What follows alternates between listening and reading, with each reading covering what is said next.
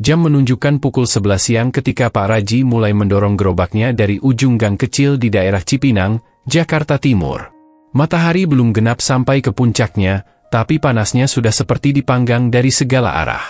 Gerobak tuanya berderit pelan setiap kali ia mendorong melewati jalanan sempit yang penuh lubang dan genangan bekas hujan semalam. Di balik kaca gerobaknya, terlihat potongan buah nangka, alpukat, cincau, kolang-kaling, dan es serut yang disimpan dalam kotak styrofoam yang mulai mencair. Es campur dingin, manis segar? Teriaknya lirih, lebih sebagai kebiasaan daripada promosi. Suaranya serak, tapi ramah. Anak-anak yang sedang bermain di pinggir gang menoleh dan berlarian menghampiri. Beberapa membawa recehan di tangan, beberapa hanya menatap penuh harap.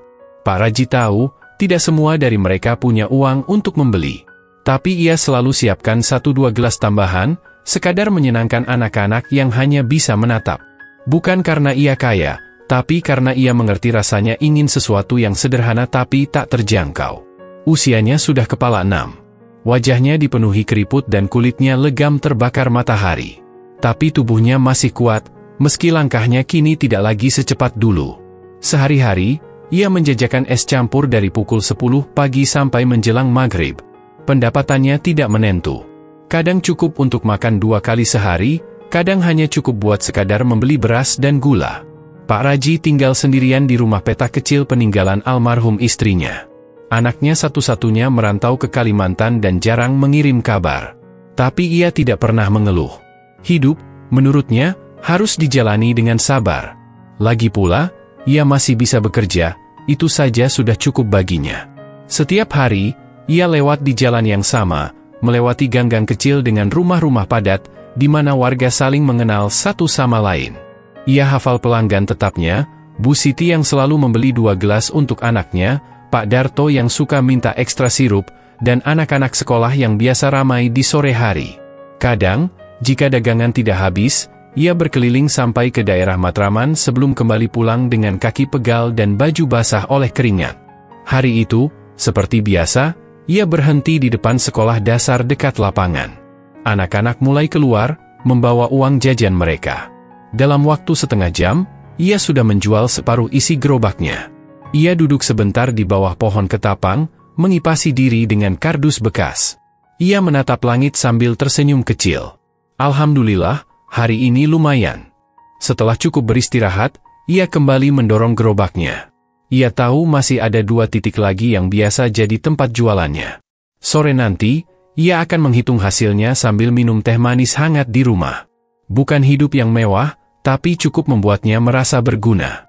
Suatu kali, seorang ibu muda bertanya kepadanya, "Pak Raji nggak capek tiap hari dorong gerobak keliling kayak gini?" Pak Raji hanya tersenyum. "Kalau nggak kerja, saya malah bingung, Bu. Di rumah sendirian. Mending begini, bisa ketemu banyak orang." Ibu itu mengangguk, lalu membeli 2 gelas es campur. Anak laki-lakinya tampak senang menerima gelas plastik penuh warna itu. Di antara pelanggan-pelanggannya, banyak yang tidak tahu kalau Pak Raji sering menyisihkan receh dari hasil jualannya. Ia tidak menabung untuk beli barang mewah. Ia menaruh receh itu dalam kaleng bekas biskuit yang ia sembunyikan di bawah tempat tidur. Setiap malam, sebelum tidur, ia buka kaleng itu dan menghitung. Seringkali jumlahnya tidak seberapa, tapi ia tersenyum puas. Hatinya tenang. Hidup Pak Raji tidak diwarnai kejutan. Ia tidak punya cita-cita besar. Ia hanya ingin tetap sehat, bisa bekerja, dan tidak merepotkan orang lain. Ia bukan tokoh utama dalam cerita manapun, dan ia tidak pernah berharap menjadi sorotan. Tapi di balik kesederhanaannya, tersimpan ketulusan yang tak banyak orang miliki. Sore menjelang, Pak Raji mulai menarik langkah kembali ke rumah. Dagangannya tidak sepenuhnya habis, tapi cukup. Ia tahu besok akan kembali lagi, menjajakan es campur yang sama, dengan semangat yang sama. Mungkin, kata orang, hidupnya monoton. Tapi baginya, setiap hari adalah anugerah. Ia tak tahu bahwa tak lama lagi, hidupnya akan berubah. Bahwa langkah-langkah kecilnya selama ini, yang tampak biasa saja, akan membawa dampak besar bagi seseorang. Dan bahwa gerobaknya yang berderit itu akan membawanya ke tempat yang tak pernah ia bayangkan seumur hidupnya. Hari itu, ketika ia melewati gang sempit dekat rumahnya, ia melihat seorang remaja duduk di depan rumah kecil. Wajahnya serius, matanya menatap lembaran buku lusuh di pangkuannya. Itu pertama kalinya Pak Raji benar-benar memperhatikan Adit. Seorang anak yatim piatu yang tinggal di ujung gang, dikenal sopan dan pintar, tapi selalu menyendiri. Pak Raji menghentikan gerobaknya sejenak. Ia memperhatikan Adit yang sedang mencatat sesuatu di buku catatan. Di sekelilingnya, rumah-rumah padat berdempetan. Tapi di tengah semua itu, Adit tampak seperti cahaya kecil yang bersinar sendiri. Seorang anak muda dengan mimpi besar di tengah kenyataan yang keras. Pak Raji tidak tahu, pertemuannya dengan Adit akan menjadi awal dari perjalanan yang mengubah hidup mereka berdua. Namanya Adit. Usianya 19 tahun. Tubuhnya tinggi kurus, kulitnya sawo matang, rambutnya selalu dipotong pendek dan rapi. Ia tinggal di ujung gang sempit yang bahkan motor pun harus pelan-pelan jika melewatinya. Rumahnya kecil, berdinding triplek, beratap seng yang berkarat. Di sanalah ia hidup sendirian sejak 3 tahun lalu, setelah ibunya meninggal menyusul ayahnya yang lebih dulu wafat karena kecelakaan kerja. Adit adalah anak yatim piatu. Tidak ada keluarga dekat yang tinggal bersamanya. Pamannya tinggal di Bekasi, sesekali mengirim beras dan uang seadanya. Tapi Adit tidak pernah mengeluh. Ia terbiasa mengurus diri sendiri, memasak sendiri, mencuci sendiri, bangun pagi sendiri, bahkan menyemangati diri sendiri. Setiap pagi, Adit berjalan kaki ke sekolah. Ia baru saja lulus SMA tahun ini. Di tas butut yang selalu ia bawa, isinya hanya beberapa buku pelajaran, sebuah pulpen yang tinggal setengah isi, dan sebotol air putih. Tapi dalam pikirannya, ada semesta yang luas. Cita-citanya sederhana tapi terasa mewah dalam situasinya. Ia ingin kuliah, belajar, mendapatkan pekerjaan yang baik, hidup dengan layak. Teman-temannya tahu Adit anak pintar. Ia sering jadi juara kelas, bahkan pernah mewakili sekolah dalam lomba olimpiade sains tingkat kota. Tapi Adit bukan anak yang suka bicara. Ia lebih senang duduk di perpustakaan daripada nongkrong di warung kopi. Ia lebih memilih mencatat pelajaran daripada bermain ponsel. Dan mungkin karena itu, banyak yang kagum padanya, tapi tak benar-benar dekat. Setiap malam, Adit belajar di bawah cahaya lampu seadanya. Bola lampu 5 watt yang tergantung di plafon rumahnya lebih sering redup daripada terang. Tapi itu tidak menghalanginya untuk terus membaca. Ia percaya, buku adalah jalan keluar dari kemiskinan. Ia pernah membaca kutipan itu di majalah sekolah dan sejak itu ia pegang teguh. Di meja belajarnya, yang sebenarnya hanyalah papan kayu dengan 2 tumpukan bata, terdapat kertas-kertas bekas ujian dan buku-buku pinjaman dari perpustakaan sekolah. Kadang ia menulis di kertas yang sudah dipakai di sisi belakangnya. Ia irit dalam segala hal, kecuali dalam usaha. Untuk makan sehari-hari, Adit mengandalkan uang saku yang sangat minim. Ia kadang membantu warung sebelah menyapu halaman atau mengantar belanjaan. Pemilik warung, Bu Imas, sudah seperti ibu angkat baginya. Walau tidak banyak membantu secara materi, Bu Imas selalu memastikan Adit tidak kelaparan. "Dit, ini nasi goreng sisa dagangan tadi pagi. Kamu makan ya," katanya suatu malam. Adit tersenyum dan menunduk sopan. "Terima kasih, Bu. Saya makan nanti, ya." Ia tahu makanan itu mungkin satu-satunya yang akan ia makan hari itu. Tapi ia tidak mau memperlihatkan rasa lapar. Ia tidak mau dikasihani. Pernah satu waktu, saat hujan deras mengguyur Jakarta selama 3 hari berturut-turut, rumah Adit kebanjiran. Ia harus mengangkat barang-barangnya ke tempat tinggi, tidur dalam keadaan basah, dan tetap pergi ke sekolah esok harinya dengan pakaian yang belum kering. Gurunya melihat itu, tapi Adit menolak jika ditawari bantuan. "Saya masih bisa, Bu." "Terima kasih," jawabnya. Ia memang masih bisa. Masih bertahan. Masih berjuang. Tapi batas itu makin hari makin dekat. Suatu sore, setelah kelulusan diumumkan, Adit duduk di depan rumahnya. Ia memegang amplop putih berisi surat hasil seleksi masuk perguruan tinggi negeri. Tangannya gemetar. Ia tahu hasil itu bisa mengubah hidupnya. Dengan napas tertahan, ia membuka dan membaca perlahan. Matanya berkaca-kaca. Lolos. Ia diterima di jurusan teknik sipil di salah satu universitas negeri ternama di Jakarta. Jurusan impiannya. Kampus impiannya. Tapi kebahagiaan itu hanya bertahan sebentar. Di baris akhir surat itu tertulis, pembayaran UKT maksimal tanggal 10 bulan depan. Jumlahnya? Jauh dari tabungan yang ia punya. Jauh bahkan untuk sekadar bermimpi bisa membayarnya. Malam itu, Adit tidak bisa tidur. Ia duduk termenung di depan rumah. Di tangannya, surat itu diremas pelan. Air matanya jatuh, tanpa suara. Ia bukan menangisi nasib, tapi takut mimpinya harus berhenti di depan pintu. Keesokan harinya, ia tetap tersenyum saat bertemu tetangga. Ia menyapa Pak Raji yang lewat sambil mendorong gerobaknya. Tak ada yang tahu apa yang sedang bergemuruh dalam hatinya. Tak ada yang tahu bahwa Adit sedang menanggung beban sebesar masa depannya sendiri.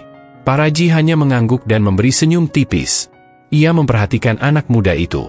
Ada sesuatu dalam mata Adit yang membuat hatinya tergerak. Tatapan yang menyimpan cerita panjang. Cerita tentang usaha tanpa jaminan hasil. Tentang harapan yang digenggam erat, meski tangan mulai lelah. Hari-hari berikutnya, Adit tetap menjalani rutinitasnya. Ia tidak tahu harus kemana untuk mencari bantuan. Ia menulis surat ke pihak kampus, mencoba mengajukan keringanan. Ia mencari beasiswa daring. Ia bahkan sempat berpikir untuk bekerja dulu, menunda kuliah 1 tahun. Tapi sesuatu berubah. Pak Raji mulai lebih sering berhenti di depan rumahnya. Kadang mengajak bicara ringan. Kadang hanya menatap dari jauh. Dan dari situlah, kisah mereka mulai terjalin. Bukan karena mereka punya hubungan darah. Tapi karena di antara mereka, ada satu benang merah yang sama. Keduanya tahu bagaimana rasanya hidup dengan sedikit, tapi tetap memilih berbuat baik. Adit tidak tahu bahwa ada seseorang yang diam-diam mulai memperhatikan dan menyusun rencana untuk membantunya. Seseorang yang mungkin tidak punya banyak uang, tapi punya hati yang lebih luas dari kota ini. Dan untuk pertama kalinya sejak kehilangan orang tuanya, Adit merasa tidak sendirian. Hari itu Jakarta tidak terlalu panas, tapi tetap saja gerah. Pak Raji seperti biasa mendorong gerobaknya pelan-pelan. Roda kirinya makin goyah, kadang tersangkut batu kecil dan membuatnya tersentak. Tapi ia sudah terbiasa. Semua itu bagian dari hidup yang ia jalani sejak bertahun-tahun lalu. Ketika melewati ujung gang tempat Adit tinggal, ia melihat anak muda itu sedang menyapu halaman kecil di depan rumahnya. Bajunya lusuh, tapi rambutnya tetap rapi. Pak Raji melambatkan langkah. "Dit, lagi bersih-bersih ya?" sapa Pak Raji sambil menyeka keringat dari dahinya. Adit menoleh dan tersenyum. "Iya, Pak. Biar nggak terlalu kotor kalau hujan." "Hebat kamu. Anak-anak sekarang jarang yang rajin." Adit hanya tertawa kecil, lalu berdiri dan berjalan mendekat. "Pak Raji, masih kuat aja keliling bawa gerobak?" Pak Raji mengangguk pelan. "Kalau nggak keliling, nanti nggak makan." Jawaban itu disampaikan ringan, tapi cukup untuk membuat Adit menunduk. Ia tahu rasanya. Ia pun menjalani hari-hari dengan logika yang sama. Kalau tidak berjuang, ya tidak hidup. Sejak hari itu, mereka mulai sering saling menyapa. Kadang hanya 1-2 kalimat, kadang obrolan ringan tentang cuaca atau berita di koran. Tapi setiap kali melihat Adit, Pak Raji merasa ada sesuatu yang berbeda dari anak ini. Ia sopan, tidak banyak bicara, tapi tatapan matanya penuh semangat. Sesuatu yang jarang terlihat di anak-anak seumurannya. Beberapa minggu kemudian, Pak Raji duduk di bawah pohon rindang dekat pos ronda sambil menyesap teh botol yang baru ia beli dari warung. Adit lewat membawa buku di tangannya. Pak Raji memanggilnya. "Dit, sini duduk sebentar." Adit menghampiri dan duduk di sebelah Pak Raji, agak canggung. "Kamu kuliah tahun ini?" tanya Pak Raji. Adit diam sebentar sebelum menjawab. "Diterima, Pak. Tapi belum tahu bisa masuk atau enggak. Biayanya besar." "Orang tuamu?" Adit menggeleng. "Sudah nggak ada, Pak. Saya tinggal sendiri." Pak Raji terdiam. Ditatapnya wajah anak itu, muda, tapi tampak jauh lebih dewasa dari umurnya. Lalu ia bertanya pelan, "Kamu mau kuliah jurusan apa?" "Teknik sipil. Saya ingin bangun rumah yang kuat, Pak. Biar nggak banyak orang tinggal di tempat yang bocor tiap musim hujan." Jawaban itu sederhana, tapi dalam. Dan entah kenapa, membuat Pak Raji terdiam lama. Ia membayangkan rumah-rumah di gang itu, termasuk rumahnya sendiri yang sering bocor kalau hujan deras. Ia membayangkan orang-orang tua yang tinggal di tempat sempit dan lembab. Dan sekarang, di depannya, duduk seorang anak muda yang ingin mengubah itu.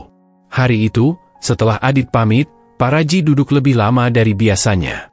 Ia tidak tahu harus mulai dari mana, tapi dalam hati kecilnya, muncul keinginan kuat untuk membantu Adit. Tidak dengan janji besar. tapi dengan apa yang ia punya. Malam itu, di rumah petaknya yang pengap, Pak Raji membuka kaleng biskuit tempat ia menabung. Uang receh dari hasil jualan es campur.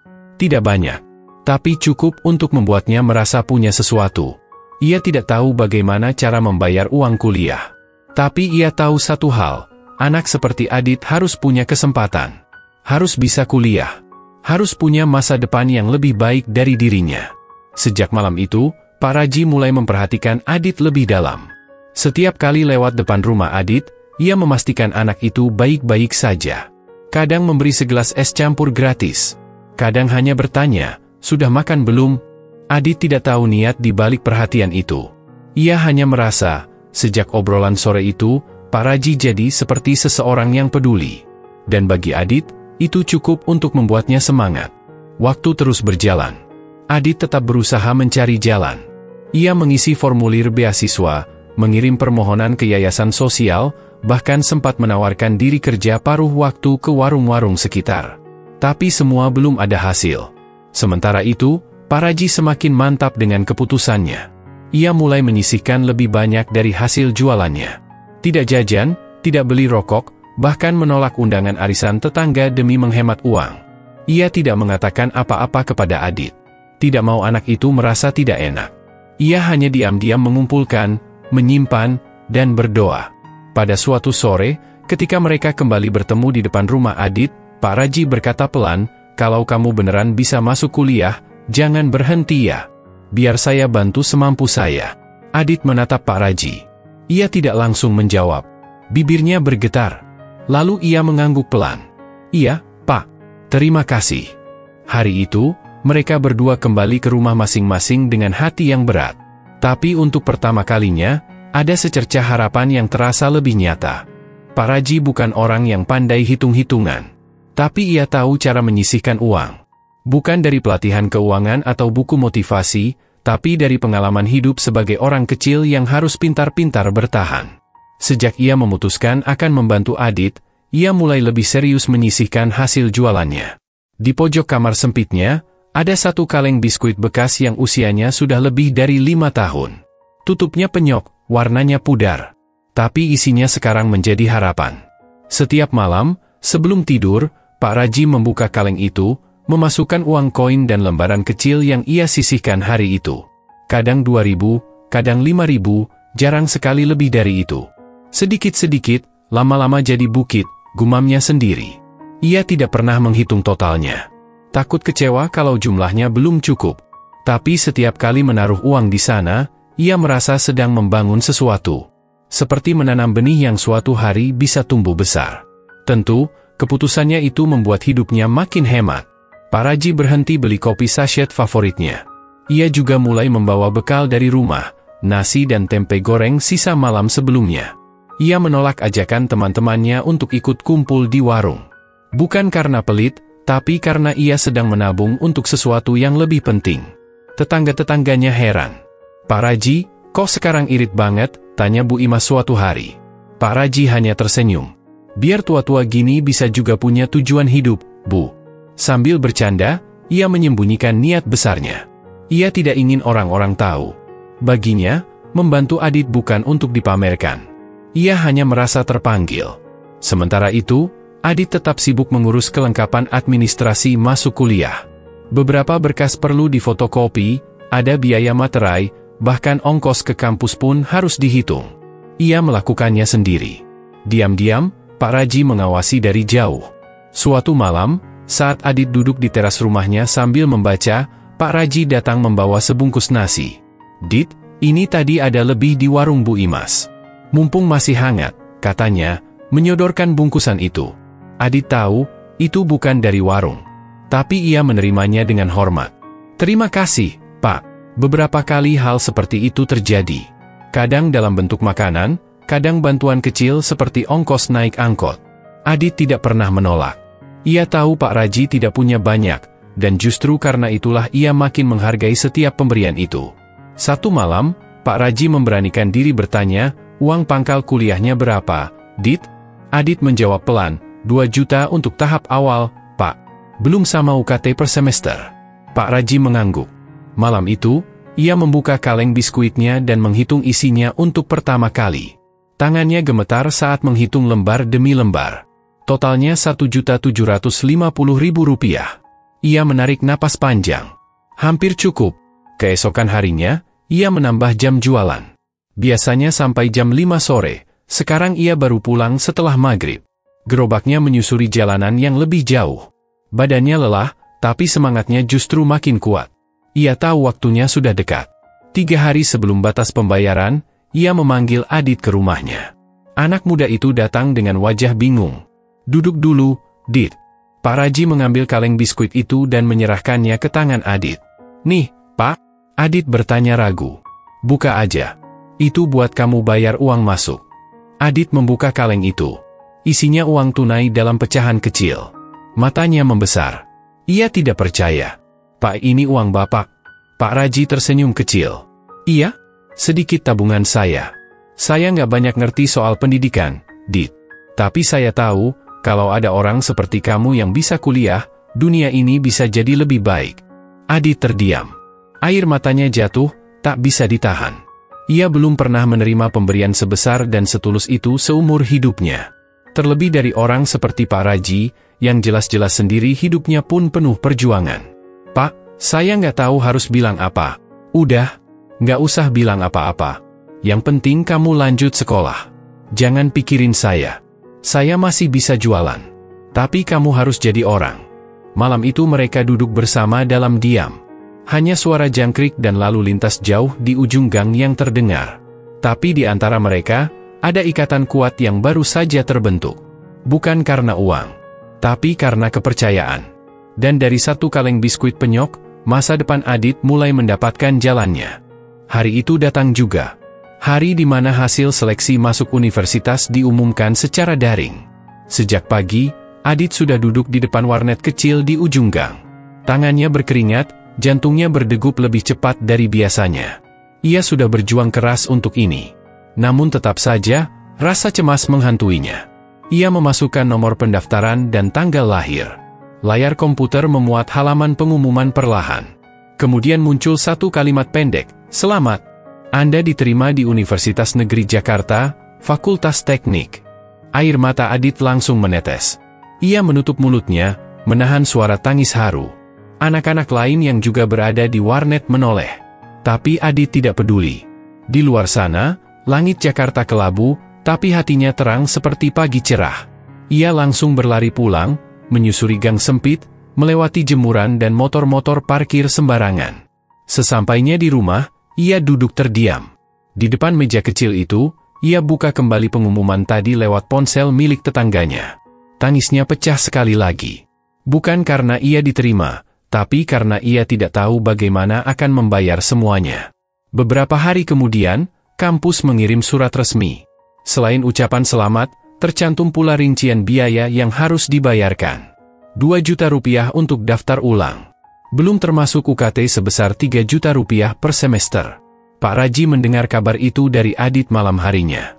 Di teras rumah, sambil mengaduk kopi yang makin jarang ia nikmati, ia mengangguk pelan. 2 juta udah saya kasih, Dit. Itu tabungan saya. Tapi yang 3 juta, saya belum punya. Adit menunduk. Ia tahu Pak Raji sudah melakukan lebih dari cukup. Tapi ia juga tidak ingin menyerah begitu saja. Mungkin saya bisa kerja sambilan, Pak. Jadi tukang parkir atau jaga warnet, asal bisa kuliah. Pak Raji diam. Lalu berdiri dan masuk ke kamarnya. Ia kembali membawa satu kantong plastik hitam. Di dalamnya, ada amplop-amplop kecil berisi sisa tabungannya yang belum sempat ia serahkan. Totalnya 500.000. Ini tambahan sedikit. Nggak banyak, tapi setidaknya kamu bisa mulai. Soal UKT, kita pikirin bareng-bareng nanti. Adit menerima amplop itu dengan tangan gemetar. Matanya basah. Ia ingin menolak, tapi tahu tak ada gunanya. Pak Raji bukan tipe orang yang bisa dibujuk mundur kalau sudah niat.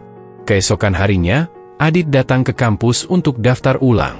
Ia membawa semua berkas, bukti pembayaran Rp2 juta, dan semangat yang tak bisa dibeli. Di loket administrasi, petugas menyambutnya ramah. Tapi saat ditanya soal pembayaran UKT, Adit hanya bisa menjawab, saya belum bisa bayar. Tapi saya mohon diberi waktu. Petugas hanya mencatat, lalu menyuruhnya menunggu pengumuman lanjutan. Di luar, Adit duduk di bangku taman kampus. Dikelilingi mahasiswa baru yang sebagian besar datang dengan orang tua mereka. Ia sendiri, dengan pakaian sederhana, membawa tas kain berisi map plastik. Hari itu, Adit pulang dengan perasaan campur aduk. Ia resmi menjadi mahasiswa, tapi juga belum tahu bagaimana akan membayar semester pertamanya. Saat tiba di rumah, Pak Raji sudah menunggu di bangku kayu. Melihat wajah Adit yang lesu, ia hanya berkata, "Belum beres ya?" Adit mengangguk. "UKT-nya belum kebayar, Pak." Pak Raji tidak langsung menjawab. Ia menatap langit senja yang mulai gelap. Lalu ia berkata, "Kamu tahu nggak, Dit? Saya pernah punya cita-cita jadi guru waktu kecil. Tapi nggak kesampaian. Hidup bawa saya ke gerobak es campur. Tapi saya nggak nyesel. Karena sekarang, saya bantu satu anak yang bisa kuliah. Itu rasanya kayak mimpi saya hidup kembali." Adit menunduk, menahan air mata. Tidak ada kalimat yang bisa ia ucapkan. Malam itu, mereka makan bersama. Nasi goreng yang dibungkus Pak Raji dari warung langganannya. Murah, tapi cukup untuk membuat mereka tersenyum. Mereka tidak tahu bahwa dalam beberapa hari ke depan, kisah mereka akan berubah. Tapi untuk malam itu, di rumah sempit dengan lampu redup dan suara televisi tetangga menyala, mereka hanya dua orang biasa yang saling percaya. Pak Raji dengan ketulusan yang tak terbeli. Adit dengan semangat yang tak mudah dipatahkan. Dan surat kelulusan itu, yang basah oleh air mata, menjadi saksi sebuah awal dari perjalanan besar. 2 hari setelah Adit mendaftar ulang, seperti biasa, Pak Raji kembali berkeliling menjajakan es campur. Jakarta siang itu terasa lebih panas dari biasanya. Tapi ia tetap mendorong gerobaknya melewati jalan-jalan sempit, menyusuri gang dan perempatan, menyapa pelanggan yang sudah ia kenal bertahun-tahun. Salah satu pelanggan tetapnya adalah Bu Ratna, seorang guru honorer di sekolah dasar setempat. Ia sering membeli es campur sebagai pelepas dahaga sehabis mengajar. Hari itu, ia memesan seperti biasa, es campur tanpa tape. Tapi ketika melihat wajah Pak Raji yang terlihat letih, Bu Ratna membuka percakapan. "Pak Raji kelihatan capek banget hari ini." Pak Raji hanya tersenyum. Ia duduk di bangku kecil di bawah pohon rindang dekat sekolah. "Iya, Bu. Habis bantu anak tetangga daftar kuliah. Uangnya belum cukup, jadi saya muter lebih jauh hari ini." Bu Ratna mengernyitkan dahi. "Anak tetangga? Siapa?" "Adit. Anak yatim di ujung gang sana. Saya bantuin dia dari dulu. Dia pinter, Bu. Dapat di Universitas Negeri Jakarta." Bu Ratna terdiam sejenak. Lalu tersenyum. Ia meminta izin untuk memotret Pak Raji dan gerobaknya. "Saya boleh unggah di media sosial ya, Pak? Cerita Bapak ini luar biasa. Siapa tahu bisa bantu." Pak Raji tidak mengerti maksud sebenarnya, tapi mengangguk saja. Sore harinya, Bu Ratna mengunggah foto itu di akun Facebooknya dengan tulisan, "Bertahun-tahun beli es campur dari Pak Raji, baru hari ini saya tahu beliau menyisihkan uang hasil jualannya untuk bantu anak yatim piatu bernama Adit agar bisa kuliah. Bapak ini nggak punya banyak, tapi hatinya luar biasa. Tolong bantu sebarkan. Siapa tahu ada yang bisa membantu biaya kuliah Adit." Postingan itu langsung ramai dibagikan. Dalam waktu beberapa jam, ratusan komentar bermunculan. Banyak yang tersentuh, banyak yang ingin tahu lebih lanjut. Bahkan akun media lokal mulai melirik. Keesokan paginya, Adit yang sedang menyapu halaman rumah melihat beberapa orang datang membawa kamera dan mikrofon kecil. Mereka wartawan dari media online. "Adit, ya? Kami dari Kompasiana. Kami dengar kisah kamu dari media sosial. Boleh wawancara sebentar?" Adit bingung, gugup, tapi akhirnya mengangguk. Wawancara itu berlangsung singkat tapi menyentuh. Pak Raji juga diminta berbicara, tapi ia hanya bilang, "Saya cuma bantu sebisanya." Nggak nyangka begini jadinya. Dalam waktu 2 hari, berita itu sudah muncul di berbagai portal. Penjual es campur bantu anak yatim kuliah, kisah Pak Raji dan Adit viral, bikin netizen terharu, dan judul-judul lain bermunculan. Netizen mulai berdonasi. Beberapa dari mereka menghubungi langsung Adit melalui email yang dibagikan oleh Bu Ratna. Ada yang menawarkan bantuan biaya kuliah, ada pula yang sekadar menyemangati. Salah satu yang paling mengejutkan datang dari seorang pengusaha muda bernama Rangga. Ia mengirim pesan langsung. "Adit, saya pernah di posisi kamu. Sekarang saya ingin bantu. Transfer pertama saya 5 juta rupiah. Nanti kita bicarakan untuk bantuan semester berikutnya.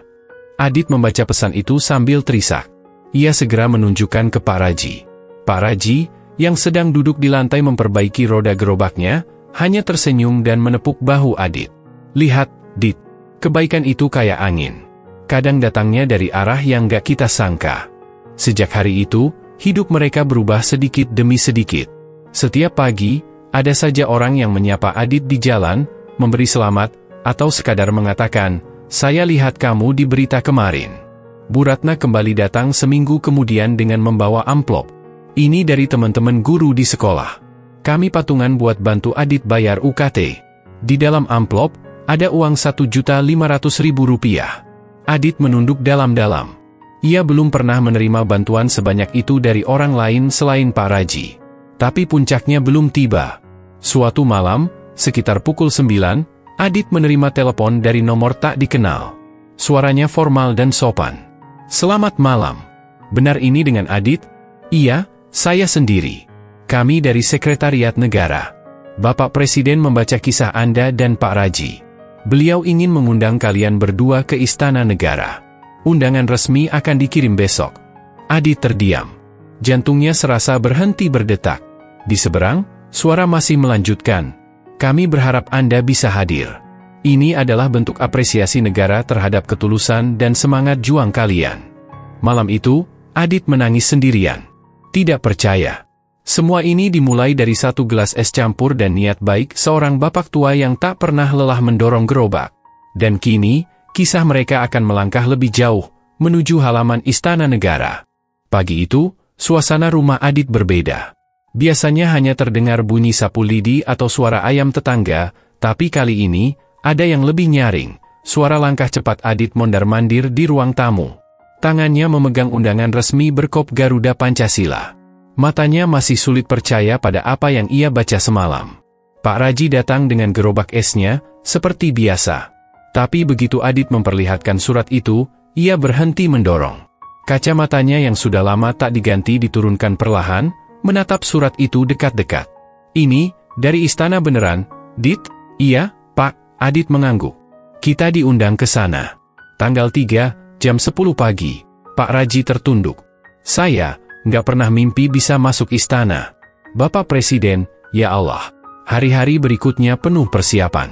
Bu Ratna datang membawa koper kecil berisi pakaian rapi untuk Adit. "Ini pinjaman dari anak saya. Baju batik dan sepatu pantofel. Semuanya udah disetrika." Untuk Pak Raji, beberapa pelanggan patungan membelikan kemeja putih dan celana kain hitam. Bahkan tukang pangkas di ujung gang menawarkan potong rambut gratis. "Pak Raji harus ganteng pas ketemu presiden," canda si tukang cukur. Hari H pun tiba. Adit dan Pak Raji berangkat naik mobil yang disediakan oleh pihak Sekretariat Negara. Di dalam mobil, keduanya diam, lebih banyak saling menatap dan tersenyum. Jakarta pagi itu terasa asing, dengan gedung-gedung tinggi dan jalan protokol yang bersih. Sesampainya di istana, mereka disambut staf protokoler. Proses pemeriksaan cepat dan sopan. Begitu memasuki ruang tunggu, Adit mencubit dirinya pelan-pelan. "Pak, kita beneran di sini." Pak Raji hanya mengangguk, matanya berkaca-kaca. Beberapa menit kemudian, seorang ajudan mempersilakan mereka masuk ke sebuah ruangan luas dengan dinding putih dan lambang negara yang megah di tengah. Presiden berdiri menanti di ujung ruangan, mengenakan batik sederhana, tersenyum hangat. "Selamat datang, Adit." "Selamat datang, Pak Raji," ucap Presiden, menjabat tangan mereka. Pak Raji hampir tak bisa bicara. Tubuhnya gemetar. Adit menunduk dalam-dalam. "Saya membaca kisah kalian. Kalian mengingatkan saya bahwa harapan itu selalu hidup di tengah kesederhanaan. Negara ini butuh orang-orang seperti kalian." Lalu, Presiden melanjutkan dengan kejutan yang tak disangka. "Adit, mulai hari ini, kamu mendapat beasiswa penuh dari negara hingga lulus kuliah.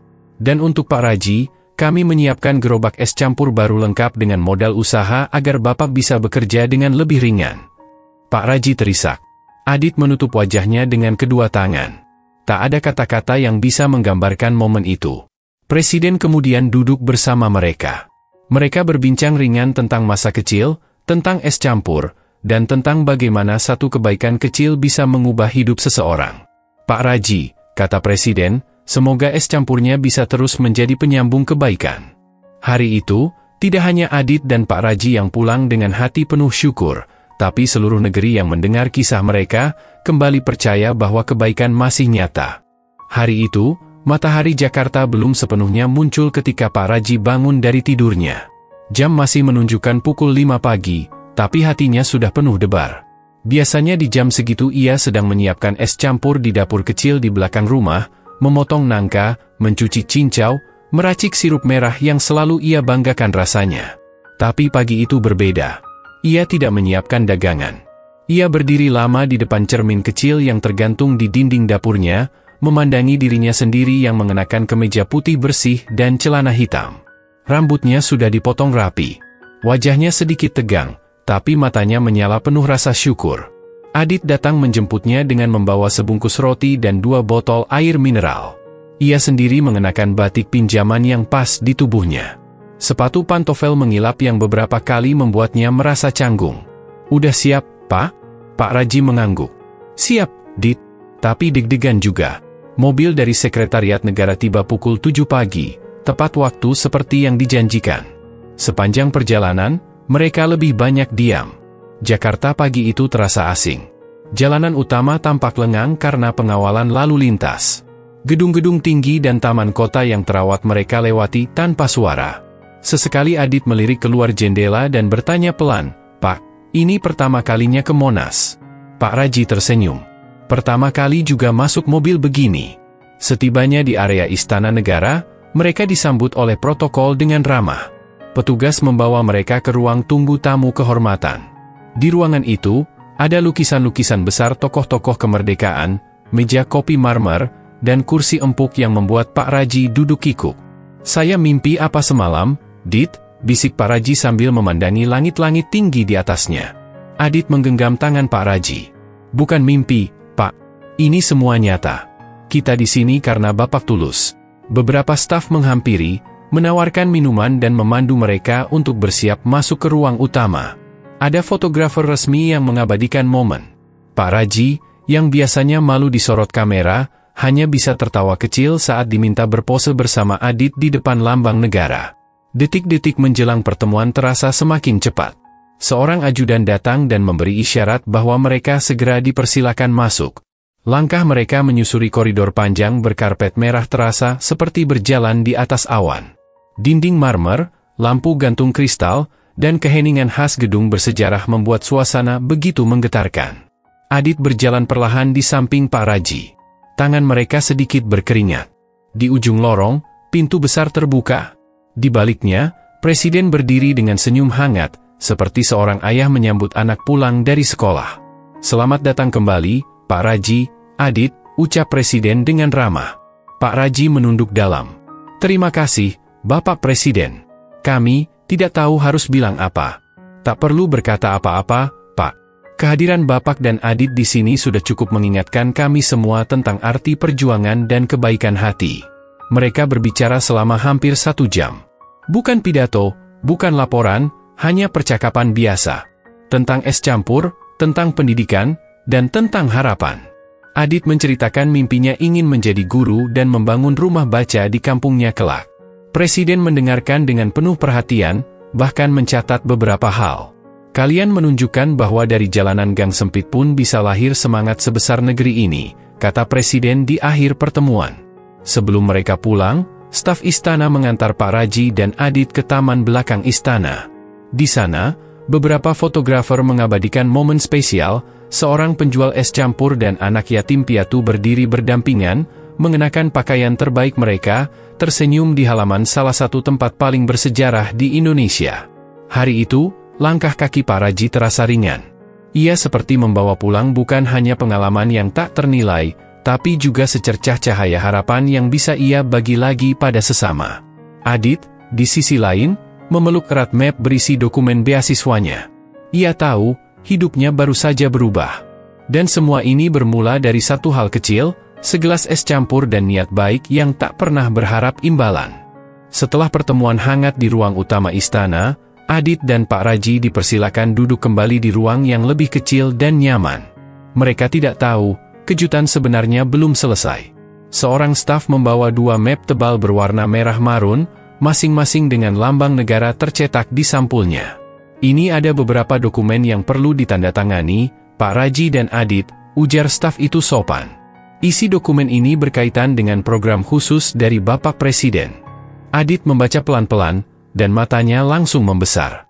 Pak, ini surat beasiswa penuh.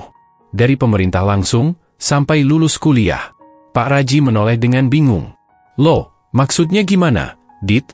Adit tersenyum lebar. Ini artinya, saya nggak perlu mikirin biaya kuliah lagi, Pak. Uang masuk, uang semester, bahkan uang kos dan buku, semua ditanggung. Pak Raji tidak bisa menyembunyikan air matanya. Ia menatap Presiden yang kini duduk kembali bersama mereka. Terima kasih, Bapak Presiden. Terima kasih, suaranya bergetar. Presiden mengangguk. Dan itu belum semuanya, Pak Raji. Ajudan memberikan map kedua. Dalam map ini, Bapak akan temukan surat kepemilikan gerobak baru.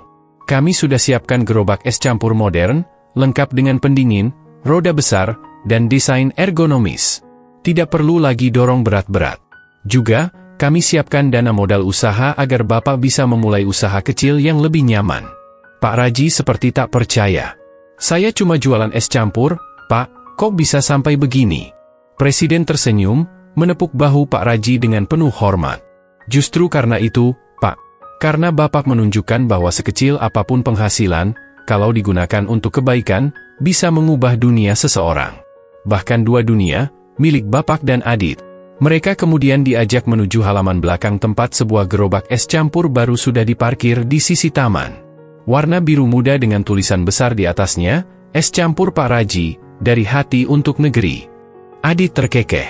Pak, ada nama Bapak di gerobaknya. Pak Raji menyentuh bagian pegangan gerobak, mencoba mendorongnya. Enteng banget ini, Dit. Nggak seperti gerobak lamaku. Wah, bisa muter kelurahan nih tiap hari. Seorang fotografer mengabadikan momen itu. Presiden sendiri ikut berfoto bersama mereka, berdiri di samping gerobak baru, dengan Adit memegang map beasiswa dan Pak Raji menggenggam erat gagang gerobak. Sebelum berpisah, Presiden berpesan pelan kepada Adit, jangan lupa, kalau kamu sudah berhasil, bantu orang lain juga. Seperti Pak Raji membantumu. Adit mengangguk mantap. Iya, Pak. Saya janji. Hari itu, mereka pulang bukan sekadar membawa hadiah atau penghargaan, tapi juga harapan yang makin menyala. Di jalan pulang, Adit tidak berhenti bercerita. Tentang rencana kuliahnya, tentang buku-buku yang ingin ia baca, tentang impian membuka rumah belajar gratis di gang tempat ia tinggal. Pak Raji hanya mendengarkan sambil tersenyum. Di dalam hatinya, ia merasa hidupnya benar-benar berarti. Ia tidak punya rumah besar, tidak punya banyak uang, tapi hari itu ia tahu bahwa ketulusan bisa sampai ke istana. Jakarta sore itu terasa lebih teduh. Di antara riuh kendaraan dan kesibukan kota, ada 2 orang yang kembali ke kampung mereka dengan hati yang dipenuhi cahaya. Karena dalam dunia yang serba cepat ini, kebaikan sederhana masih punya tempat untuk dikenang dan dirayakan. Beberapa bulan setelah pertemuan dengan Presiden, kehidupan Adit dan Pak Raji berubah drastis. Tapi perubahan itu bukan tentang kemewahan. Mereka tetap tinggal di gang sempit di Jakarta Timur, tetap menyapa tetangga setiap pagi, dan tetap menjadi orang-orang sederhana. Yang berubah adalah cara orang memandang mereka, dan semangat baru yang mereka pancarkan. Adit kini resmi menjadi mahasiswa di salah satu universitas negeri terbaik di Jakarta. Ia mengambil jurusan pendidikan, seperti yang selalu ia impikan. Hari-harinya di kampus diisi dengan jadwal kuliah, belajar di perpustakaan, dan sesekali ikut diskusi mahasiswa tentang isu sosial. Ia dikenal sebagai mahasiswa rajin yang rendah hati. Para dosennya kagum pada semangat belajar Adit. Teman-temannya sering bertanya tentang latar belakang hidupnya. Setiap kali ia menceritakan tentang Pak Raji, semua orang terdiam, seolah menyadari bahwa ada sosok luar biasa di balik prestasi Adit. Di sisi lain, Pak Raji kini memiliki gerobak es campur baru. Ia tidak lagi mendorong gerobak berat yang rodanya sering macet di jalan. Gerobak barunya ringan, bersih, dan punya tempat penyimpanan dingin sehingga es campurnya semakin segar. Yang paling membahagiakan bagi Pak Raji bukan soal gerobak, tapi soal perhatian pelanggan. Banyak orang dari luar kampung datang hanya untuk membeli es campurnya. Mereka ingin melihat langsung orang yang viral di media sosial karena ketulusan hatinya. "Pak, ini benar gerobak yang dikasih presiden?" tanya seorang ibu muda sambil membeli 2 bungkus es campur. Pak Raji hanya tertawa. "Iya Bu, tapi rasanya masih sama. Masih tangan saya yang buat." Beberapa stasiun televisi bahkan sempat datang untuk meliputnya. Wartawan mewawancarai Pak Raji di tengah aktivitas berjualannya. Ia sempat gugup saat diminta bicara di depan kamera, tapi ia tetap menjawab dengan jujur. "Saya cuma bantu semampunya. Kalau Adit sekarang bisa kuliah, itu bukan karena saya hebat. Saya cuma ingin lihat dia punya masa depan." Setiap kali liputan itu ditayangkan, orang-orang kembali ramai membicarakan kisah mereka. Banyak komunitas mulai menggalang donasi untuk anak-anak kurang mampu. Beberapa bahkan menghubungi Adit untuk minta bantuannya jadi relawan pendidikan. "Mas Adit, bisa bantu kami bikin program belajar gratis di kampung kami," tulis seseorang lewat pesan di media sosial. Adit tidak pernah menolak. Ia merasa punya tanggung jawab moral.